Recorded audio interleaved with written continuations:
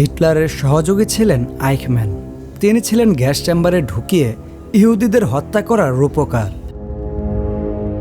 দ্বিতীয় বিশ্বযুদ্ধে হিটলারের পরাজয় হলে তিনি ব্রাজিলে পালিয়ে যান এবং ছদ্মবেশে তিনি একটি কৃষি ফার্মে কাজ করেন। কিন্তু শেষ রক্ষা হয়নি। অনেক বছর পর তিনি ধরা পড়েন ইহুদিদের হাতে।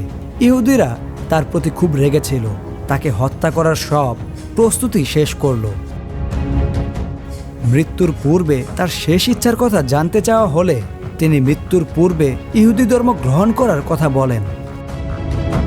তার এমন ইচ্ছার কথা শুনে উপস্থিত সবাই হেসে দিল, বলল, বাছাধন, তুমি মনে করেছ ইহুদি ধর্ম গ্রহণ করলেই ইহুদিরা তোমাকে মাফ করে দেবে? তা কিন্তু হবে না, মরতে তোমাকে হবেই।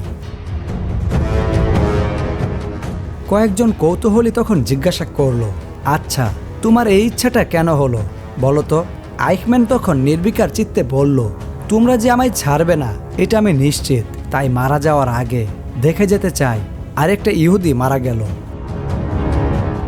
ইহুদিদের প্রতি কতটুকু ঘৃণা থাকলে মৃত্যুর আগেও আরেকটা ইহুদির মৃত্যু দেখতে চায়।